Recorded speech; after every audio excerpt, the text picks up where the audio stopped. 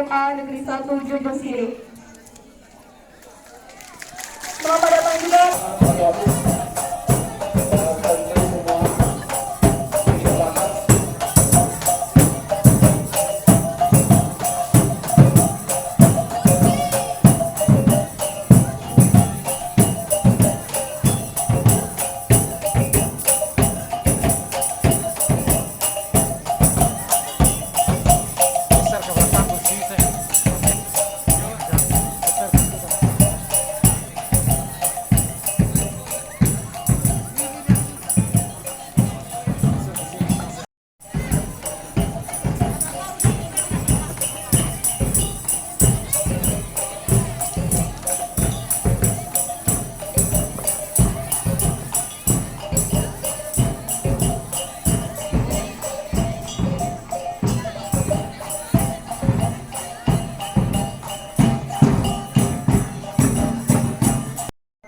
Tamu kesadoyo di sekolah yang kita cinta.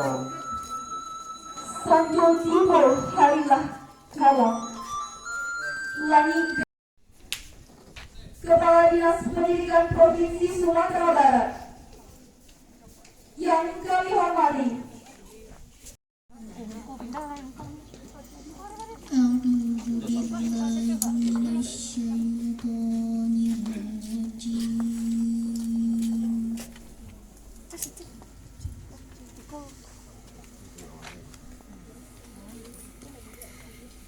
Bismillahirrahmanirrahim.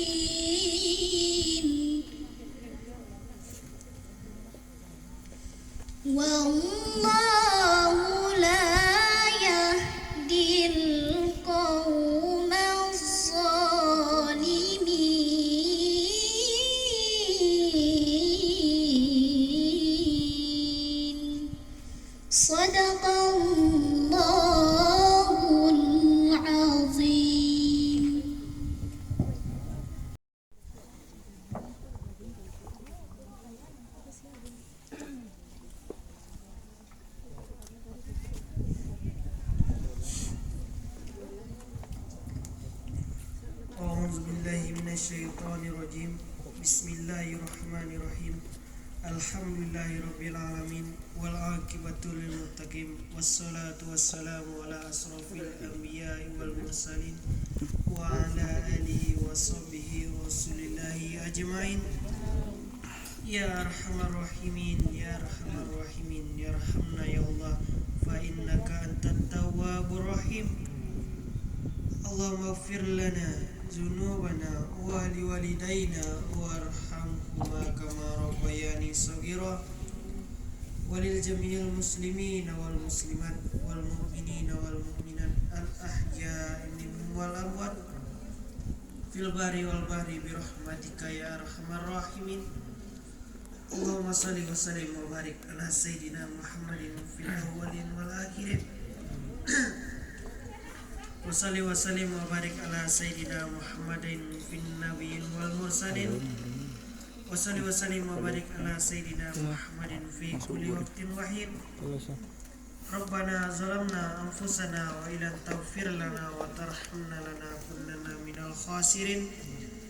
Rabbana la tu'akhidna in nasina wa akhtana. Rabbana wa la tahmil alaina isran kama hamaltahu alal ladzina min qablina. Rabbana wa la tuhammilna ma la taqata lana bih wa'fu anna waghfir lana warhamna anta maulana fansurna 'alal qaumil kafirin. Rabbana innana sami'na munadiyan yunadi lil imani an aminu bi rabbikum fa amanna. Rabbana atina fid dunya hasanah wa fil akhirati hasanah wa qina azabannar. Wa qina azabad dunya wa qina azabal qubur wa qina azabal masyar. Wa sallallahu ala sayyidina Muhammad wa ala alihi washabihi wasallam. Subhana rabbika rabbil izzati amma yasifun wa salamun alal mursalin walhamdulillahi rabbil alamin.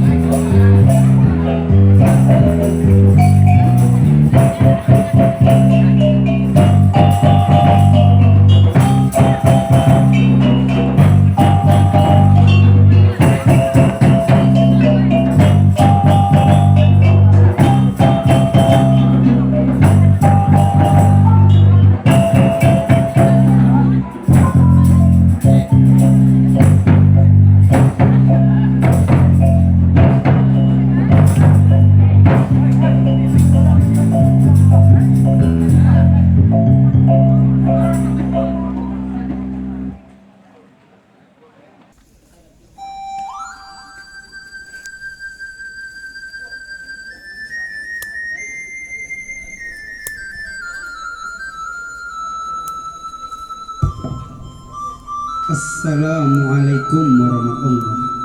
Pamulo pamuka kato pertama dibuka. Jo bismillah kato dimulai. Sairiang balam juga barabah lalu balam mandi. Sairiang salam lalu sambah lalu salam kembali. Situ sitawa kembah serumpu, di sinan palapah patah-patah. Cie gawa baribu ampun, di sinan kami mantapkan sembah. Urang padang marantang banang diputa di bute lalu dikatigo. Jiko dirantang nama panjang, elok diputa sikit, angya sekadar pakawin.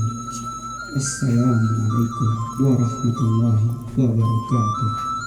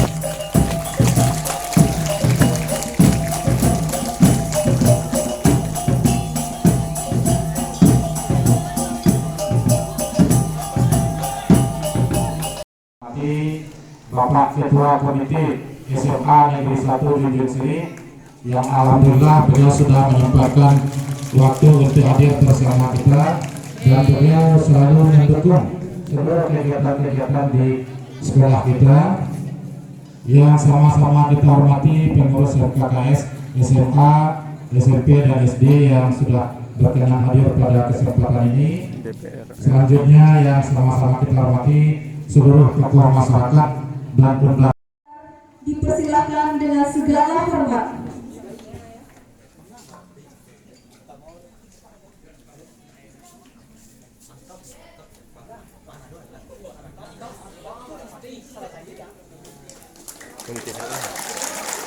Enggak.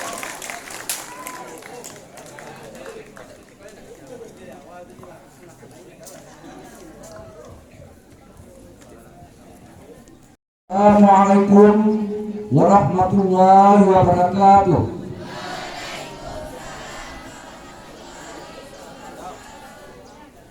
Alhamdulillah, puji syukur kepada Allah Subhanahu wa taala atas segala rahmat dan karunia-Nya, di mana pada hari ini kita sangat bersyukur kita kedatangan barangkali untuk SMA di 1 Junjung Sri. Mungkin pertama kali kita dikunjungi oleh anggota DPRI dari fraksi PAN. Terima kasih Bu. Salam sama-sama kita hadiahkan kepada Nabi besar Muhammad sallallahu.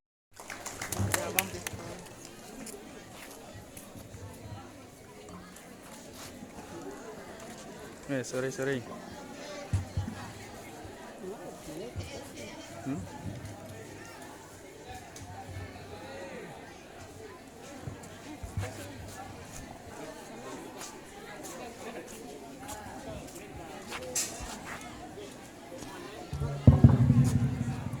Bismillahirrahmanirrahim. Assalamualaikum warahmatullahi wabarakatuh. Ini sedang nepuk-nepuk tangan tuh. Kurang semangatnya ini ibunya dari perwakilan dari pusat turun kok semangatnya pada kurang. Kita ulangi. Assalamualaikum warahmatullahi wabarakatuh.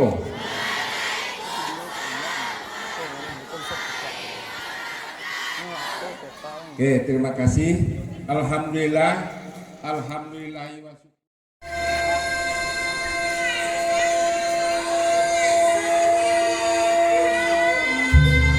Duduk sini. Duduk sini. Panik tegak dia mah. Pencak kalam kamera.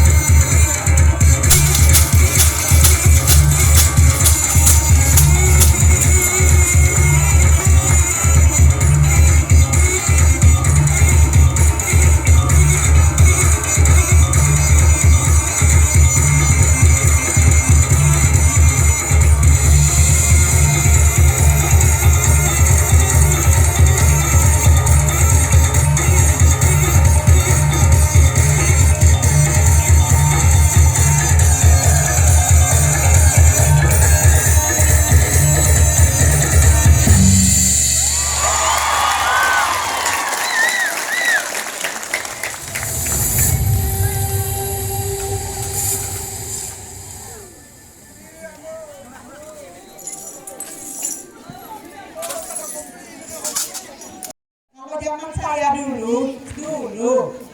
Saya SMA tahun 45. Ya. Saya SMA tahun 2006 sampai 2009 di SMA 70 di Jakarta Selatan. Kalau dulu biasanya ada acara-acara sekolah yang jagoan itu nongkrongnya di kantin. Jagoan itu nongkrong di kantin. Nah, yang mau belajar, yang mau mendapatkan pencerahan, nah ini semua di sini. Tepuk tangan untuk yang hadir di sini semua. Saya penghormatan dulu. Yang saya hormati dan saya banggakan, saya sapa dulu Sohibul Bait yang telah memfasilitasi kita tempat untuk bersilaturahmi pada siang hari ini, Bapak Kepala Sekolah beserta guru-guru dan juga adik-adik semua, lalu ketua komite ada juga dari dinas, baik dari provinsi ataupun dari kabupaten, lalu kepada Pak Wali juga selaku Sohibul Bait. Dari kepolisian juga hadir Pak Kapolsek dan juga Pak Wakapolsek. Lalu ada pada tokoh-tokoh masyarakat ada Pak Datuk Maninjun. Lalu juga dari kader PAN juga hadir pada siang hari. Dari camat, perwakilan dari camat. Siapa lagi nih Mas Pak? Kalau biru-biru saya udah tampal, pasti orang PAN nih kalau biru-biru ya. Nah, wabil khusus kepada seluruh adik-adik saudara-saudara saya yang sudah hadir pada pagi menuju siang hari ini. Alhamdulillahirabbil alamin. Wassalatu wassalamu ala asrofil anbiya'i wal mursalin wa ala alihi wa sahbihi ajmain amma ba'du. Ini kalau saya deketin grogi biasanya nih. Ya kan? Tadi yang di belakang saya foto-foto, saya bilang saya ikutan foto dong, langsung kayak lihat hantu. Padahal saya minta foto bareng, tapi hantu dikiranya kali ya, takut tadi. Alhamdulillah, apresiasi dari saya untuk adik-adik semua yang sudah hadir pada siang hari ini, seluruh guru-guru, seluruh yang ada di sekolah ini. Saya senang sekali. Memang untuk SMA saya baru datang sekali ini, tapi kalau turun ke masyarakat rasanya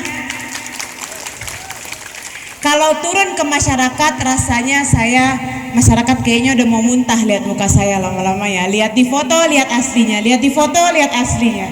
Alhamdulillah, saya senang sekali mendapat sambutan yang sangat baik dari seluruh teman-teman saya, adik-adik saya di sini. Sebelum saya mulai, saya punya giveaway.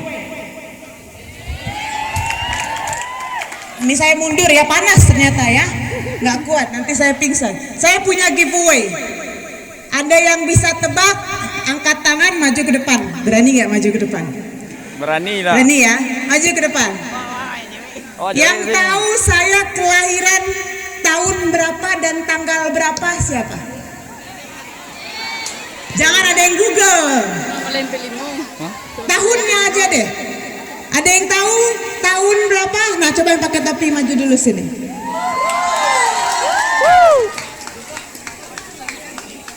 Oh, Depan buka. gayanya gagah banget, grogi apa gimana nih? Coba lihat dulu ke sini, namanya siapa? Novan. Oh, Novan. Oke, jangan pegang-pegang, lagi COVID, nggak boleh deket-deket ya. Oke, coba saya nama panjangnya siapa tadi? Nyontek dulu. Atari Guti Ardi. Nggak apa-apa, biasanya malah ada yang manggil saya Gantari, Gautri, sekarang Atari, bener lah nama depannya ya. Saya kelahiran tahun berapa? Tahun 90-an. Ini adik kelahiran tahun berapa? 23. Hah? 3. 3, kelahiran tahun 3 2003. Oh, 2003. Grogi. Oke, saya kelahiran tahun berapa coba? Nah, 95.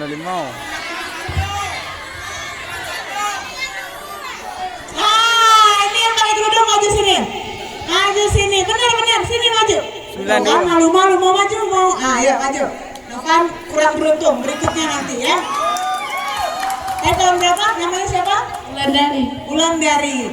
Kelas? Kelas 10. Oh, adik kelas ya. Adik kelas nih berarti. Saya kelahiran tahun berapa? 92. Nah, tepuk tangan untuk Wulandari. Nah, nanti sama anggota saya dikasih hadiah ya. Oke, kedua lagi. Saya kelahiran tahun 92. Berarti umur saya sekarang ini 29 tahun. Nah, adik-adik semua, saya perlu jelaskan sedikit ya. Perjalanan saya, mau dengerin nggak kira-kira? Pasti penasaran ya. Di umur yang cukup muda, saya termasuk yang paling muda dari Sumatera Barat. Saya SD, SMP, SMA di Jakarta, kuliah di Australia, lulus sekarang lagi lanjut kuliah lagi di Jakarta. Nah, saya awal mulanya itu hanya ibu rumah tangga. Saya menikah di usia yang sangat muda, punya anak juga di usia yang sangat muda.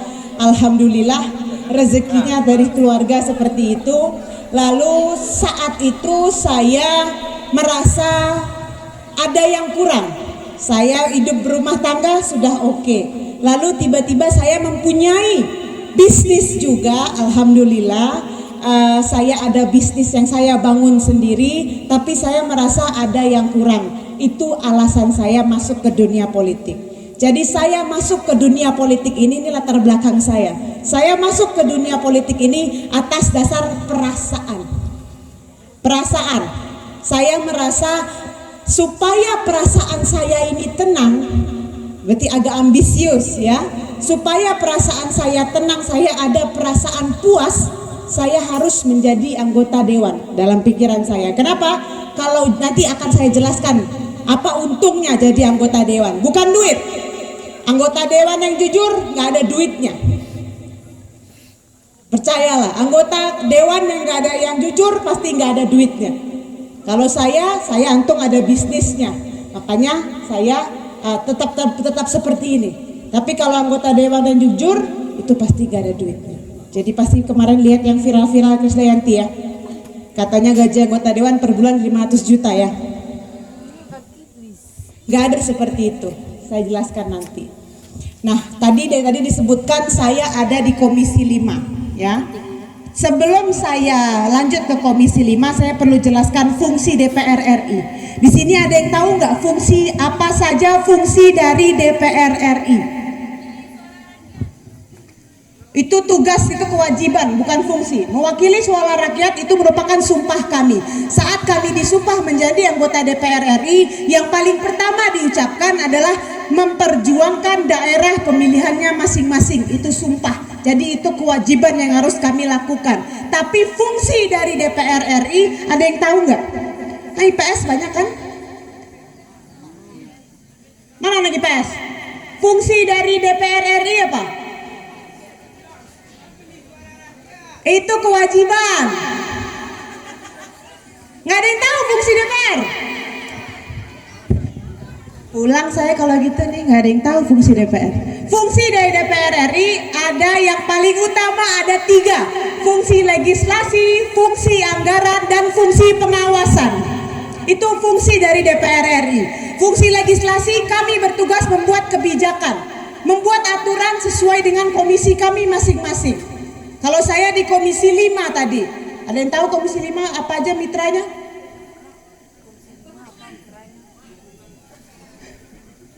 Ini gimana ini, gak ada yang tahu ya? Tentang DPR RI gak ada yang tahu, ini bu gurunya gimana yang tahu gurunya nih? Di DPR RI ada komisinya masing-masing. No komisi, nah ini bersambungan dengan fungsi kami yang kedua. Tadi pertama fungsi legislasi, yang kedua fungsi anggaran. Fungsi anggaran kami DPR RI sebagai perwakilan dari rakyat bersama-sama dengan pemerintah pusat. Pemerintah pusat itu presiden dan kementerian.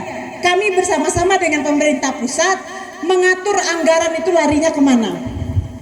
Nanti anggaran yang sudah disetujui oleh DPR RI dikembalikan presiden untuk ditandatangani dan nanti akan dirapatkan lagi ke dalam rapat paripurna untuk akan diteruskan menjadi APBN dan ke kementerian masing-masing. Jadi APBN itu turunnya ke kementerian, bukan ke DPR. Jadi DPR itu hanya mengatur kemana masuknya, berapa besaran anggaran dari masing-masing kementerian ini. Yang punya program itu kementerian. Nah, saya Komisi 5, mitranya ada 3 menteri dan beberapa badan. Menterinya apa yang pertama? Betul, yang tahu pasti orang dinas tahu semua, karena udah pernah minta program semua. Yang pertama ada Kementerian Perhubungan, lalu ada kedua Kementerian PUPR, Pekerjaan Umum dan Perumahan Rakyat. Lalu yang ketiga ada Kementerian Desa dan Daerah Tertinggal atau Kemendes PDTT. Jadi itu mitra-mitra saya. Nah, program yang saya bawa tadi yang dibilang mewakili suara rakyat dan memperjuangkan daerah pemilihan, program saya makanya ada kebanyakan di bidang infrastruktur. Karena itu sesuai dengan komisi yang menjadi pilihan saya. Nah, jadi memang itu tugas saya sebagai DPR RI, fungsi saya. Jadi tadi pertama ada fungsi pengawas, fungsi legislasi, fungsi anggaran, dan ada juga fungsi pengawasan. Nah, saya turun sekarang ini ketemu dengan adik-adik, ketemu dengan Bapak Ibu guru, melakukan fungsi saya sebagai fungsi pengawasan. Saya melihat apa yang kurang-kurang di dalam pemilihan saya. Kementerian beserta dengan pemerintah pusat mengurus satu Indonesia, dari Aceh sampai Papua, dari Sabang sampai Merauke. Mana yang belum bisa disentuh oleh pemerintah pusat, baik kementerian ataupun juga pemerintah provinsi dan kabupaten, disitulah DPR RI yang masuk. Memang sudah diatur dalam undang-undangnya bahwa setiap pemerintahan itu ada wewenangnya masing-masing. Ada yang menjadi wewenang kabupaten kota, yaitu APBD kabupaten kota.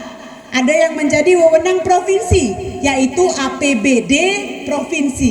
Kalau saya wewenangnya dalam bentuk APBN. Jadi mana-mana yang menjadi milik nasional itu menjadi wewenangnya DPR RI. Jadi nggak bisa mentang-mentang anggarannya besar saya main taruh-taruh di situ, nggak boleh. Saya harus menaruh anggaran, memberikan APBN, mengalirkan APBN kepada yang menjadi milik pusat. Nah, gitu. Jadi kayak jalan, ada jalan kabupaten miliknya Pemkab, jalan provinsi miliknya gubernur, jalan nasional baru milik saya di APBN. Jadi ngantuk kan nih dengerin saya nih. Karena saya harus memberitahu kepada masyarakat, terutama adik-adik saya di sini, ya. Ini adik-adik harus tahu semua fungsi dari DPR RI-nya itu apa. Karena sekarang di zaman yang sudah serba maju, semua bisa diakses oleh handphone, semua berita dengan gampang diakses oleh adik-adik semua. Kita harus menjadi generasi yang melek politik, harus tahu. Kira-kira harus paham kira-kira berita mana yang harus kita cerna, berita mana yang harus kita buang. Saya nggak bosan-bosannya bilang bahwa masa depan Indonesia itu ada di tangan kita. Itu nggak klise, nggak klise. Di mana-mana sebuah pergerakan itu yang mulai pasti pemudanya, ya nggak? Betul. Semua pergerakan itu yang mulai yang muda. Nggak ada senior-senior memulai revolusi. Nggak ada senior-senior memulai kemerdekaan, nggak. Semua yang memulai itu anak mudanya. Nah, adik-adik semua ini nanti kalianlah yang akan menentukan kemana Indonesia ini ke depannya. Nggak harus dalam politik aja. Tadi ada yang dalam bidang kesehatan. Adik saya di belakang itu dia bilang, saya tanya cita-citanya apa atau minatnya kemana, katanya di bidang kesehatan. Bagus, saya bilang. Bagus, berarti nanti adik-adiklah yang akan menentukan kemana menuju Indonesia sehat. Kalian semua nih yang akan membangun Indonesia ini ke depannya. Ini udah mulai berganti. Masa kepemimpinan sekarang sudah mulai berganti. Banyak bupati, wali kota, gubernur sekarang anak-anak muda. Kalian nantinya akan melanjutkan. Makanya saya berpesan kepada adik-adik di sini, sekolahnya jangan males, jangan males. Banyak di media-media sosial anggapan bahwa buat apa kuliah tinggi-tinggi nggak kepake juga gelarnya, buat apa sekolah tinggi-tinggi nggak kepake juga ilmunya, di SMA nggak kepake nanti di kehidupan nyata. Kalau mindsetnya ke situ, menurut saya itu salah besar, salah. Yang kalian pelajari di sekolah sekarang ini bukan hanya ilmunya, tapi apa? Kedisiplinannya, cara berpikirnya. Di SMA, apalagi di kuliah terutama, kalian diajarkan dan dituntut untuk berpikir secara analisis atau bahasa kerennya analytical thinking. Menganalisis sesuatu, itu yang kalian dapat dari SMA dan kuliah. Jadi bukan hanya ilmu mentahnya, tapi bukan hanya IQ-nya, tapi EQ-nya. Jadi itu bagaimana membentuk moral-moral kita, bagaimana membentuk cara pandang kita terhadap suatu masalah. Itu akan kalian dapat di institusi pendidikan. Jadi tolong adik-adik semua di sini lanjutkan setinggi-tingginya. Insya Allah itu akan bermanfaat buat kalian ke depannya. Ya. Tadi ada juga yang nanya sama saya, Bu, tapi kami percuma juga, Bu. Kuliah habis itu lapangan pendidikan sempit. Ya enggak? Banyak yang khawatir gitu. Banyak S1 enggak kepake, S2 aja yang dapat kerja gitu ya. Sekarang, tadi Pak Kepala Sekolah bilang di sini lulusan IPB. Saya kasih tahu sama kalian. Di Solo ini sumber alamnya paling kaya. Berasnya paling kaya, bisa memfasilitasi, bisa memasok untuk negara, untuk ketahanan pangan negara. Dari Solok aja bisa, baru dari beras, belum dari kopi, belum dari kakao, belum dari hasil alam yang lainnya.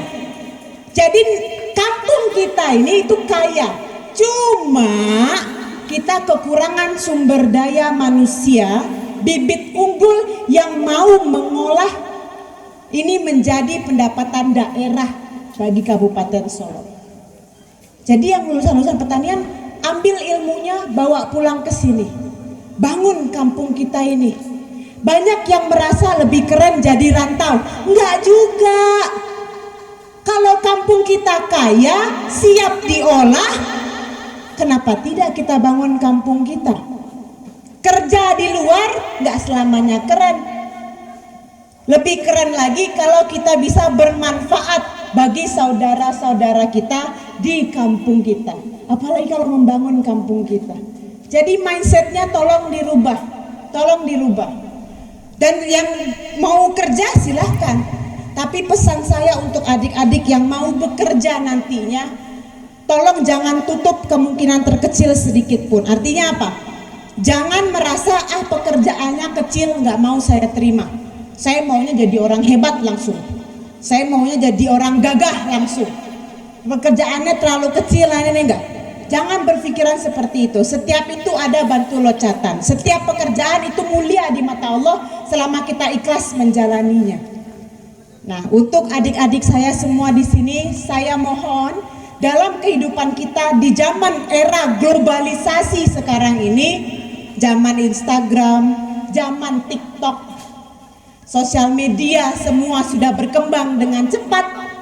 Saya mohon sebagai putra-putri Minang yang menerapkan paham adat Basandi syara Basandi Kitabullah, tolong luruskan niat kalian, libatkan Allah Subhanahu wa Ta'ala dalam segala aktivitas kalian.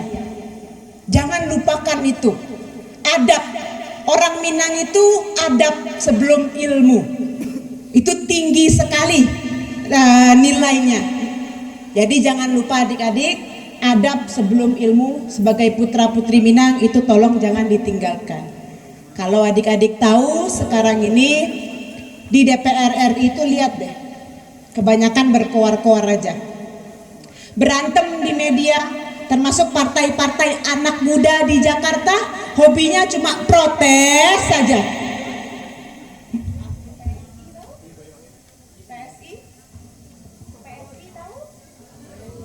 Hobinya ngapain? Protes doang.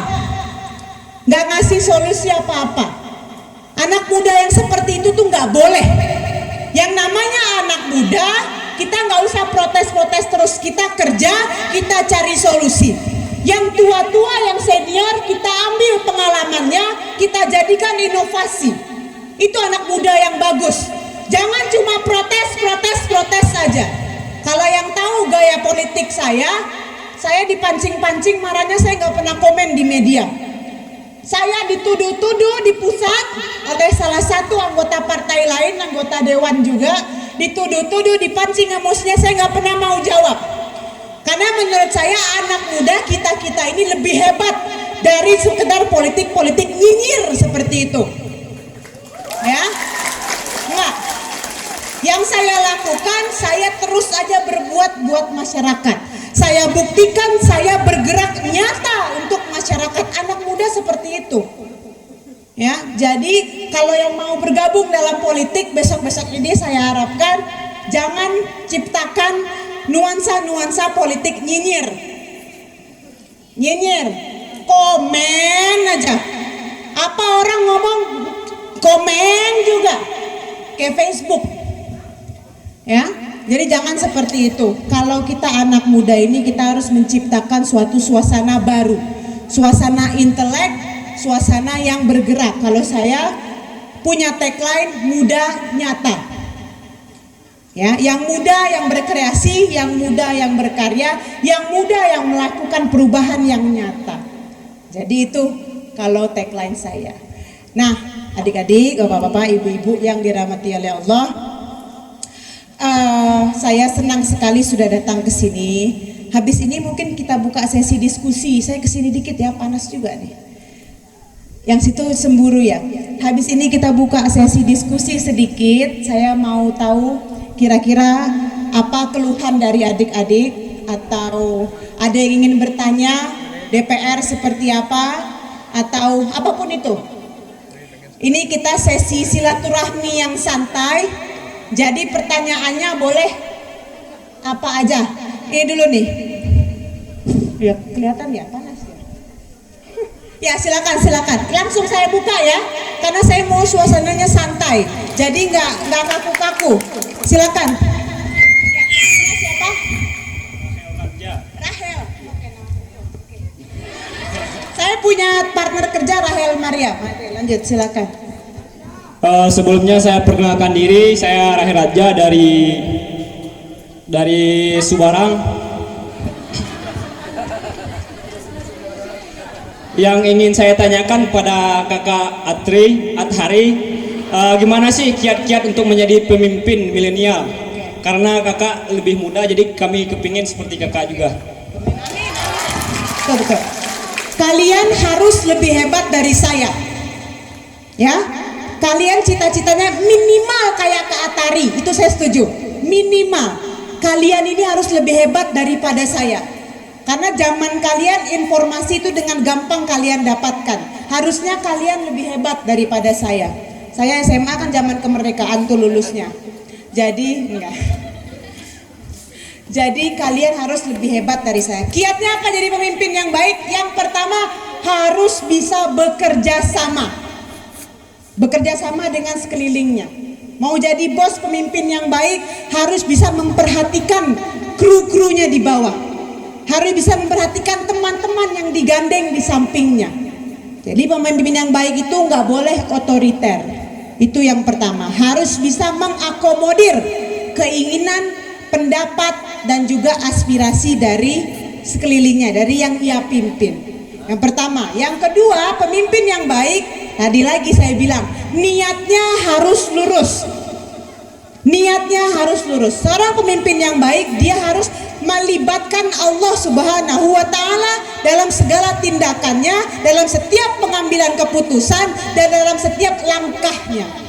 Insya Allah, kalau sudah melibatkan Allah di dalam hatinya, insya Allah dia akan jadi pemimpin yang baik, yang adil bagi dirinya, bagi di sekelilingnya, dan bagi masyarakat yang ia pimpin.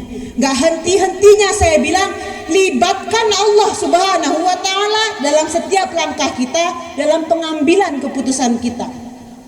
Kalau sudah pegang kunci yang itu, yang lainnya akan mengikuti. Kalau sudah akhirat kita pegang, insya Allah dunia akan mengikuti. Itu yang kedua. Yang ketiga, seorang pemimpin yang baik harus bisa memikirkan yang ia pimpin. Harus bisa mengenyampingkan kepentingan pribadinya demi kepentingan masyarakat umum, demi kepentingan kelompok yang ia pimpin, masyarakat yang ia pimpin. Itu pemimpin yang baik di mata saya. Ya, jadi itu tadi. Lalu juga ada banyak sifat lainnya. Ya kalau pemimpin pasti harus amanah, harus jujur, harus bisa mengakomodir aspirasi. Itu pemimpin yang baik. Yang penting sebagai pemimpin yang baik kita harus itu tadi bisa mewakili, bisa mendengarkan pendapat. Kadang ada orang yang merasa udah jadi leader, dikasih tahu sama temennya dia nggak mau dengar. Kita harus bisa mendengarkan pendapat dari orang-orang di sekeliling kita. Tapi penilaian kembali kita yang ambil. Itu. Mau jadi caleg ya? Amin, amin ya rabbal alamin. Saya doakan kepilih kamu. Amin, amin ya rabbal alamin. Lagi, yang perempuan nggak ada yang nanya-nanya. Yang di situ, tuh. Kalau saya samperin duduk kayak putri malu. Silakan. Tadi angkat tangan. Pegel. Oke.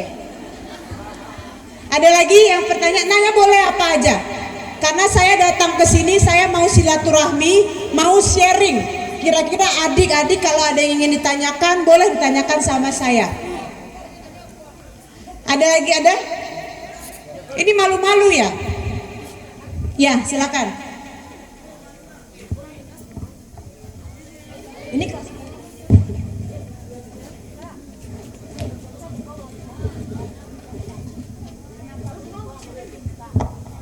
ya. Ya, namanya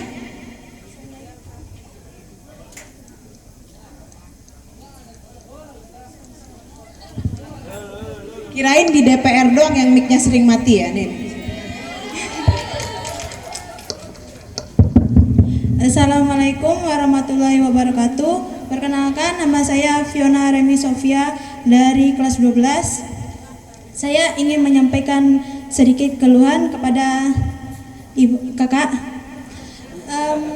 Di Junjung Siri ini bisa dilihat dari perjalanan kakak ke sini, masalah pembangunan jalan, Kak. Baiklah, sekian, terima kasih. Wassalamualaikum warahmatullahi wabarakatuh. Berarti ini nyampein aspirasi langsung ya. Oke. Pak Wali itu jalan apa Pak Wali? Oke, jalan kabupaten. Nanti saya bilangin sama bupatinya supaya itu dibangun. Karena gini, memang kebetulan saya kenal sih sama bupatinya, sering ketemu. Nanti kalau ketemu saya bilangin. Karena sesuai dengan Undang-Undang Nomor 38 Tahun 2004, setiap jalan ada ya wewenangnya masing-masing. Jalan milik kabupaten kota itu artinya yang bisa masuk hanya APBD kabupaten kota. Berarti bupati atau wali kota yang bisa membangun jalan itu. Ini dalam undang-undang diatur, Undang-Undang Nomor 38 Tahun 2004, boleh dicek nanti. Lalu juga jalan provinsi. Jalan yang menjadi kewenangan provinsi itu hanya bisa diberikan, dibantu dan dibangun oleh gubernurnya melalui APBD provinsi. Jalan nasional bisa dialirkan melalui APBN, melalui DPR RI ataupun kementerian. Jadi yang bisa saya bangun dari pusat hanya jalan nasional. Terkendalanya di situ.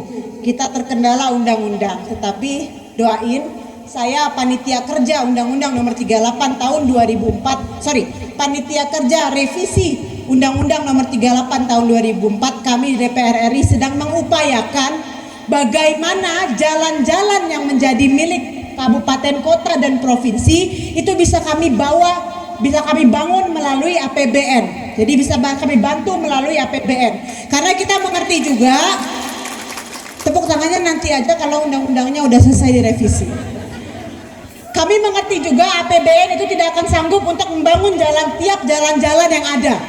APBD itu tidak kuat karena kebanyakan APBD itu sudah habis untuk belanja modal. Jadi kami mengerti juga, begitu juga dengan APBD provinsi. Kadang gubernurnya nggak fokus dengan infrastruktur, akhirnya anggaran infrastrukturnya kecil. Itu banyak terjadi di provinsi-provinsi lain.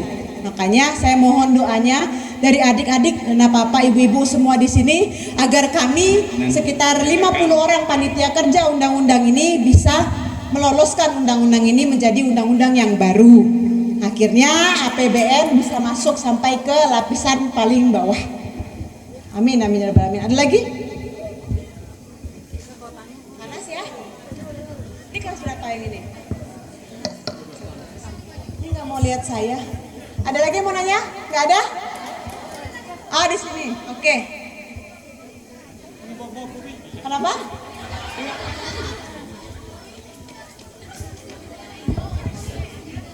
Glowing. Banyakin wudhu sis. Pasti glowing ya.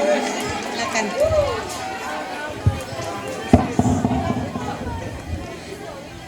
Assalamualaikum warahmatullahi wabarakatuh. Saya Suci Aulia Putri dari Perumahan Atas. Seperti yang sama-sama kita ketahui, sekolah SMA Negeri 1 Junjung Siri ini berada di tempat yang lumayan terpencil.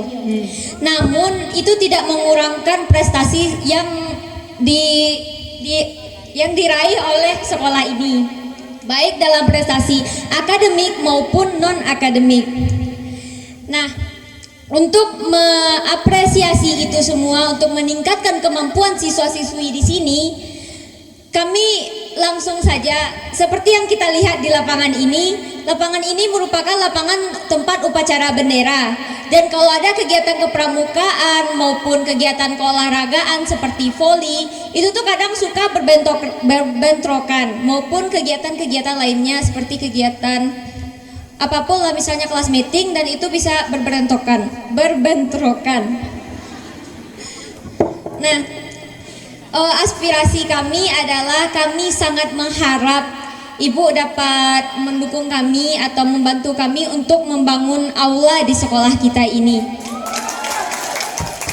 Karena itu semua dapat meningkatkan kemampuan prestasi SMA Negeri 1 Junjung Siri ini dalam bidang akademik maupun non-akademik tanpa terhambat oleh halangan apapun. Dan ada satu lagi.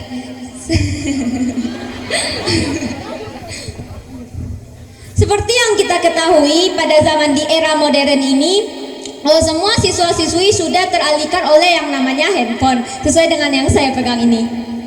Dan tanpa dihiraukan lagi,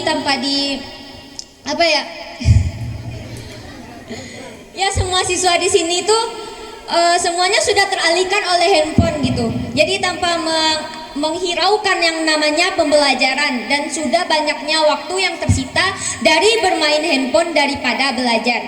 Nah, bagaimana kiat atau cara Ibu untuk mendukung proses pembelajaran di sekolah ini dan untuk mengurangi yang namanya pemakaian handphone di sekolah ini, dan agar handphone ini lebih bermanfaat kepada hal-hal yang lebih baik? Sekian dari saya. Assalamualaikum warahmatullahi wabarakatuh. Waalaikumsalam.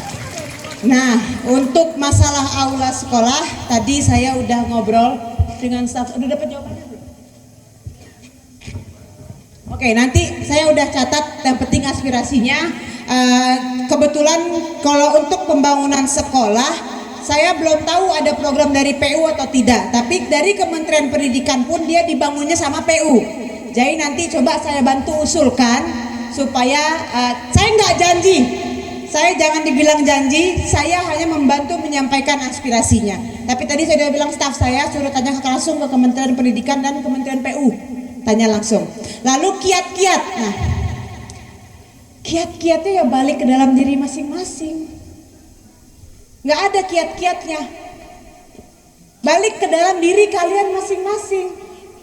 Kaliannya mau ke bawah atau enggak? Itu tadi, harus pintar memilah mana yang baik, mana yang buruk. Kalau SMA aja nggak bisa milah mana yang baik, mana yang buruk, saran saya balik ke SMP. Malu. Kalau belum bisa memilah mana yang baik, mana yang buruk, saran saya balik ke SMP. Malu. Kiatnya dari diri kalian masing-masing. Hanya diri kalian nih yang punya pegang handphone, kan tangan jempolnya. Tapi apa informasi yang tadi yang dari handphone, nggak semuanya buruk. Di zaman era globalisasi sekarang ini, kalian harus bisa merubah itu menjadi hal yang baik. Informasi serba cepat, semua data bisa didapat, itu kalian rubah menjadi hal yang positif. Jadi globalisasi bukan berarti hal yang buruk, enggak. Itu bisa jadi hal yang baik tergantung dari kalian. Diri kalian masing-masing mau menjadikan itu hal yang baik. Jadi balik ke diri masing-masing. Itu kuncinya ya, mindset cara pikirnya.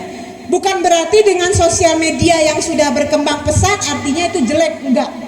Itu bisa jadi hal yang baik asal kalian yang mau merubah, buat jadi hal yang baik. Nah, jadi itu. Ada lagi? Nggak ada? Silakan. Oh, lanjut lagi. Oke. Ini OSIS ya? Ketua OSIS. Oke. Assalamualaikum warahmatullahi wabarakatuh. Perkenalkan lagi, nama saya Rahir Raja dari kelas 12. Udah, lanjut. Misalkan kami ingin mengadakan studi tour atau studi banding ke gedung-gedung parlemen seperti gedung DPR, apakah bisa kakak ingin memfasilitasi kami ke gedung DPR? Bisa. Nanti Pak Kepala Sekolah tinggal lapor sama saya siapkan bus penjemputan dari bandara ataupun terminal ke DPR RI. Bisa. Boleh. Itu ada programnya juga di DPR, boleh. Nanti lihat-lihat DPR seperti apa, merasakan duduk di ruang rapat paripurna seperti apa, lalu melihat cara kerja DPR seperti apa, boleh. Pak Kepala Sekolah tinggal lapor sama saya, WA aja kapan waktunya. Ada satu lagi kak. Ya. Sebelumnya kan saya pernah pergi ke Sinangki untuk pengikutan Koalisi Teman Sejati. Jadi kan saya dengar itu ada program bus sekolah. Jadi apakah ada bagian untuk ke sekolah kami untuk mendapatkan bus? Ada. Kalau gitu saya minta dari Pak Wali kalau ini. Kalau memang perlu bus sekolah, sebenarnya kalau saya dari Kementerian Perhubungan ada bus pelayanan masyarakat. Bukan hanya untuk orang sekolah, tapi juga untuk masyarakat. Misalnya mau diantar ke pasar dan sebagainya macamnya. Dia ada jalurnya. Pak Wali, tolong diusulkan. Nanti akan saya lanjutkan. Iya. Ya udah. Assalamualaikum warahmatullahi wabarakatuh. Terpaku gitu ya. Waalaikumsalam warahmatullahi wabarakatuh. Ada lagi adik-adik yang di situ?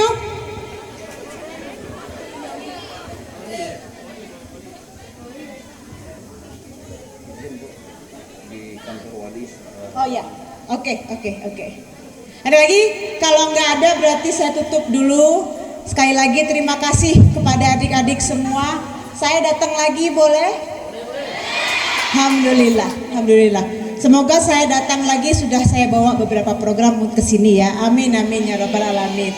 Insyaallah segala usulan sudah saya catat. Saya akan bantu sebisa saya akan sampaikan aspirasinya ke kementerian-kementerian terkait.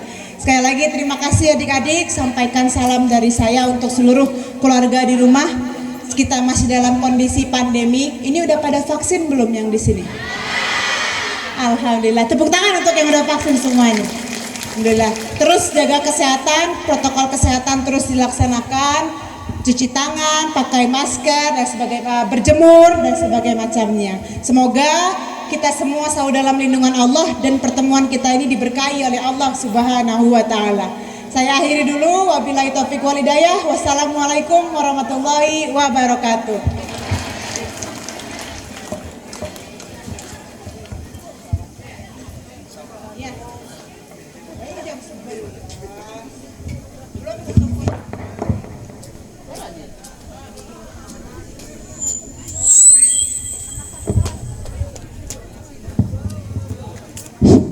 Baik, tepuk tangan yang meriah untuk Ibu Atari Gauti Ar